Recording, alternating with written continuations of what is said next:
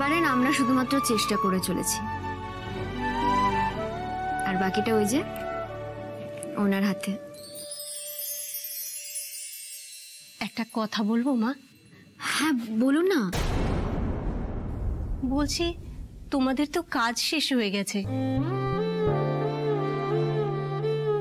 তারপরও তোমরা আমাদের খোঁজ নিতে এসেছো কেন? আমাদের কাজ শেষ হয়নি তো। যেদিন এ বাড়িতে এসে দেখবো কাকু আবার আগের মতো সুস্থ হয়ে হাঁটাচলা করছে, সেদিন হয়তো সত্যি আমাদের কাজ শেষ হবে, তার আগে নয়। অনেক আশীর্বাদ করি তোমাদের। আমাদের মতো মানুষের জন্য তোমরাই ভগবান। হে বাবা, প্লিজ প্লিজ এইভাবে বলবেন না। আমরা সাধারণ মানুষ, আর সাধারণ মানুষ হিসেবেই আমরা সাধারণ মানুষের পাশে থাকতে চাই, ওদের সেবা করতে চাই। হ্যাঁ কাকিমা, আমরা সব সময় আপনাদের পাশে থাকার চেষ্টা করব।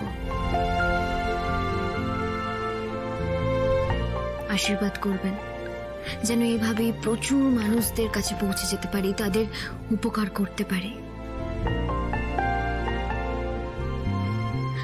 আচ্ছা আজ তাহলে আসি।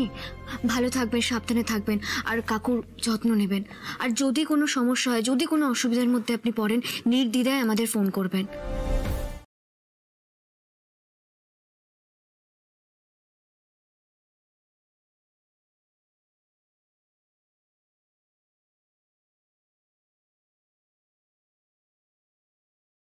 দেখো মনোহর, আমি কখনোই চাই না কাউকে কাজ থেকে বের করে দিতে।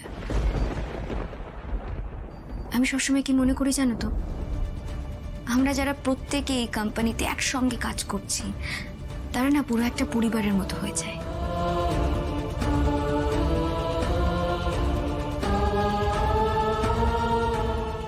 আমি তোমাকে নিজেকে শুধরানোর জন্য 2 মাস সময় দিচ্ছি। যদি তুমি সত্যি নেশা ছাড়তে পারো, 2 মাস বাদে আমার সঙ্গে দেখা করতে এসো। অবশ্যই তখন আমি তোমাকে কাজে নেব। আর সত্যি বলতে কি, যে মানুষ নেশা করে গাড়ি চালায় তাকে আমি অ্যাম্বুলেন্স চালানোর দায়িত্ব কিছুতেই দিতে পারবো না।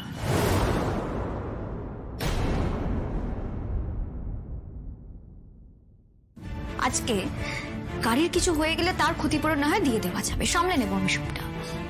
যে পেশেন্টকে তুমি সঙ্গে করে নিয়ে যাচ্ছ, তার যদি জীবনের কিছু হয়ে যায়, সেই জীবনের ক্ষতিপূরণ কে দেবে? তুমি দেবে? আমি দেব? পারবো ক্ষতিপূরণ দিতে? আমি কিন্তু কিছুতেই এটা মেনে নেব না। আর তাছাড়া তুমি জানো নেশা করে গাড়ি চালানোটা কত বড় অপরাধ। আর এই যে তুমি দিনের পর দিন নেশা করে যাচ্ছ, এটা তো তোমার শরীরের জন্য খারাপ, তোমার জন্য ক্ষতিকারক। ম্যাডাম ম্যাডাম আমাকে ক্ষমা করে দিন ম্যাডাম, আমার ঘরে বউ বাচ্চা আছে ম্যাডাম, আমি খাবো কি ম্যাডাম, আমাকে ক্ষমা করে দিন। উঠে দাঁড়াও। বেশ ঠিক আছে, কথা দাও আমাকে, আর কোনোদিনও তুমি নেশা করবে না, কথা দাও। না ম্যাডাম না, আমি কখনো নেশা করব না। বেশ ঠিক আছে, আপাতত তোমাকে আমি অন্য কাজে যুক্ত করছি। ওই যে বললাম 2 মাস সময় দিচ্ছি। 2 মাস বাদে যদি আমি সত্যি বুঝতে পারি যে তুমি সত্যি নেশাটা ছাড়তে পেরেছো, তখন ভেবে দেখবো তোমাকে ড্রাইভিং এর কাজে লাগানো যায় কিনা।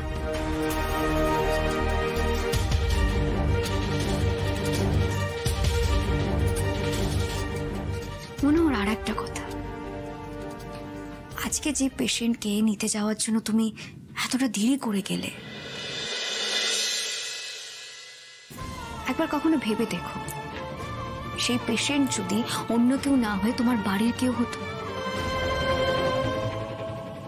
তোমার পরিবারের বাবা মা দাদা ভাই বোন কিংবা তোমার স্ত্রী, এনাদের মধ্যে কেউ হতো, তুমি কি পারতে দেরি করে যেতে? এটা একবার ভেবে দেখো। আমি জানি আমরা প্রত্যেকেই টাকার জন্য কাজ করি, আমরাও করি, কিন্তু একটা কথা মাথায় রেখো। মা, তুমি কিন্তু এইভাবে সবকিছুটা বড় বৌদির উপর চাপিয়ে দিতে পারো না। তুই চুপ কর, তোর উপর কি চাপাবো তুই ভাবতে পারছিস না? আরে ও বাচ্চা মেয়ে, ও এত কিছু জানে? হ্যাঁ, আমি কিন্তু একটা কথা সবাইকে বলে দিচ্ছি, আমার কথা যদি মানা না হয় তাহলে কিন্তু আমি একদম কুরুক্ষেত্র বাঁধিয়ে ছাড়বো। কি বলছো কি তুমি? তুমি এই অবস্থায় বাড়িতে ঝগড়া শান্তি করবে? হ্যাঁ করবো, দরকার হলে তাই করবো। তুমি কি, তোমার মাথা ব্যথা ঠিক আছে তো? কি বলছো তুমি? দেখো, ওরা যে এখন কাজটা করে না, নিজেদের থেকে অন্যের উপরে বেশি খেয়াল রাখতে হয় ওদের। দেখলে না যখন বেরোলো তখন ফোনে কথা বলতে বলতে বেরোলো। অন্যের উপকার করতে যাচ্ছে, অন্যের উপকার করতে গিয়ে যখন নিজের ক্ষতি হবে তখন কি হবে? কে আসবে? কাকে ডাকবো? কেউ পাশে থাকবে থাকবে না, তখন তো আমরাই হাহুতাশ করবো। ওই তো দাদা দিদি চলে এসেছে। আরে এসে গেছি। আজকে আমি কারোর কোনো কথা শুনবো না মা, আমি খুব খুশি। আরে আমার মন ঘুড়ির মতো এখন আকাশে উঠছে বাবা। আরে কেউ সুতোটা ধরো, না হলে কিন্তু আমি উড়েই যাবো। বাবা মাটিতে নাম রাজ বাবা। কি হয়েছে আমাকে বল। আরে আজকে শুধু আমি বলবো আর সবাই শুনবে। আগে বলি, শ্রী অফিসে সবাই শ্রীর ব্যাপারে ভালো বলেছে, সবাই বলেছে যে শ্রী বেস্ট। আমার তো মনে হয় যে আজকে আমি যা চাইবো সব স্বপ্ন আমার পূরণ হবে। আর হ্যাঁ, আরেকটা কথা, শ্রী, আমার শ্রী মা হতে চলেছে।